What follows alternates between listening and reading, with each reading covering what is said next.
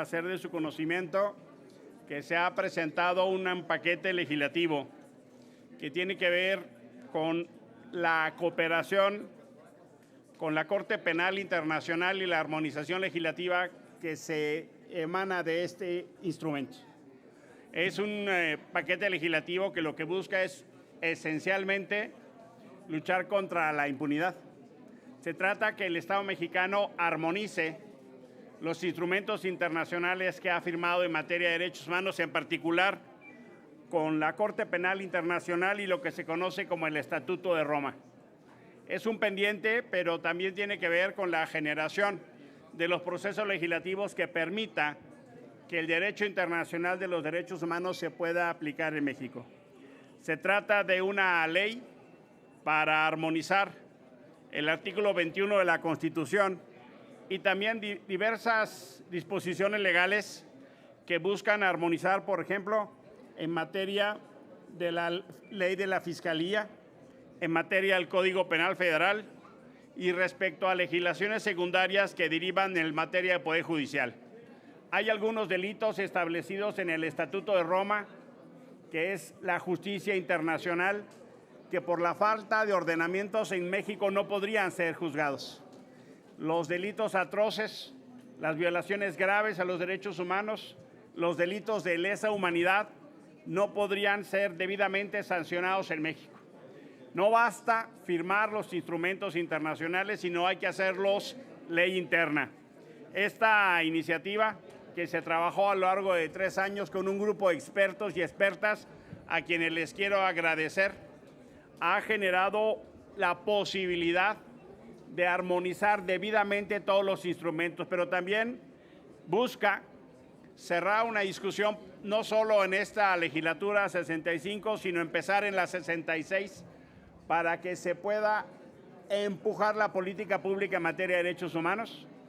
Con esta iniciativa yo cierro mi trabajo legislativo, todavía no el parlamentario, todavía presentaremos el 6 de agosto el informe anual y otras actividades en la permanente, pero lo que queremos insistir es un ejercicio de congruencia. Lo que estamos viendo de manera sistemática es que este gobierno tiene un doble discurso en materia de derechos humanos. Las violaciones a los derechos humanos o crímenes cometidos, por ejemplo, por integrantes de la Guardia Nacional.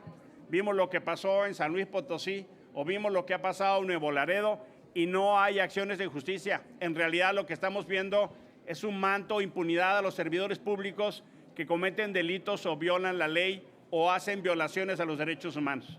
Pero eso sí, hay un discurso potente y poderoso que dicen que se respetan los derechos humanos. Esta iniciativa busca acercar la generación de la congruencia. Lo que estamos viendo es un gobierno absolutamente falso en materia de derechos humanos. Vivimos una de las peores crisis en materia de derechos humanos, el mayor número de homicidios, el mayor número de personas desaparecidas, el mayor número de feminicidios y pasa también con el caso de los periodistas asesinados.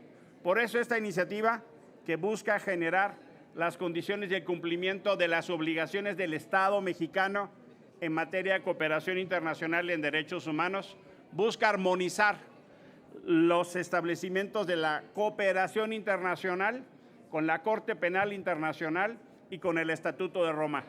Estamos claros y conscientes que estamos al término de una legislatura, pero se ha firmado por un conjunto de senadoras y senadores a los cuales les quiero agradecer.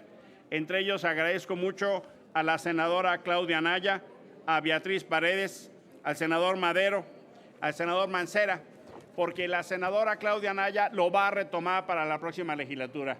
De manera que a todas y todos los senadores, además de un servidor, les agradecemos su contribución. Como pueden ver,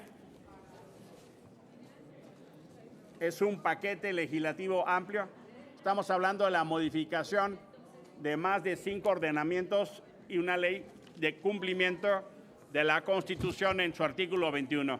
México, infelizmente, en lo que respecta a la cooperación internacional en materia de derechos humanos, se ha sumado los países negacionistas. Hoy, en lugar de cumplir en materia de las obligaciones internacionales, por ejemplo, las sentencias de la Corte Interamericana, quieren presentar una reforma del Poder Judicial contraria a lo que dice la Corte. Por eso es tan importante que los compromisos se cumplan y que se deje de pensar como algo accesorio o algo de voluntad. Por su atención, muchísimas gracias. Senador, le pregunta Víctor Mayén. ¿Le puedo hacer una pregunta que no es de este tema? Sí. Oiga, senador, desde Gobernación dicen que este debate que ha abierto la oposición sobre la representación es para evitar que Morena tenga la mayoría calificada en el Congreso y así aprobar esta reforma al Poder Judicial.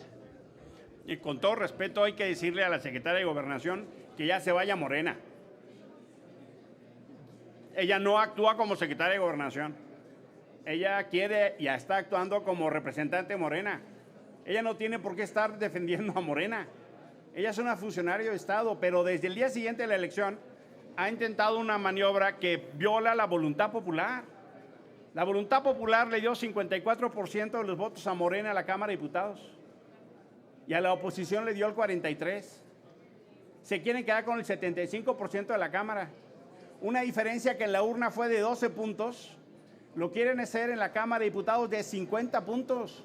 Eso es una violación a la voluntad popular, es un fraude a la ley, es un fraude a la Constitución. La secretaria de Gobernación infelizmente es parte de esa dinámica de narrativa falsa. Lo que está haciendo es una narrativa de violación a la ley. Ya que se vaya Morena, ya ha manifestado su interés de presidir Morena, que se vaya y deje el cargo alguien que tenga visión de Estado y no que esté generando una condición de proteger a su partido. La verdad de las cosas es que el pueblo de México no le dio a Morena los votos para cambiar la Constitución por sí mismos. No los tienen. Los quieren, lo que no le dio la urna lo quieren conseguir artificialmente con una sobrerepresentación ilegal e inconstitucional. En este caso, la sobrerepresentación tendría que ser por coalición, no por partido. Es clarísimo el sentido de la Constitución, hasta el 8%, no para cada uno. Qué bueno que la coalición no tuvo 5 partidos, porque si no les toca, hasta les vamos a quedar a deber para las elecciones del 27. Es un abuso desmedido, no corresponde y es un fraude a la voluntad popular. Gracias, senador. Gracias. Pues no tendríamos más Muchísimas preguntas. gracias. Gracias por su atención. A usted, al contrario. Buenas tardes.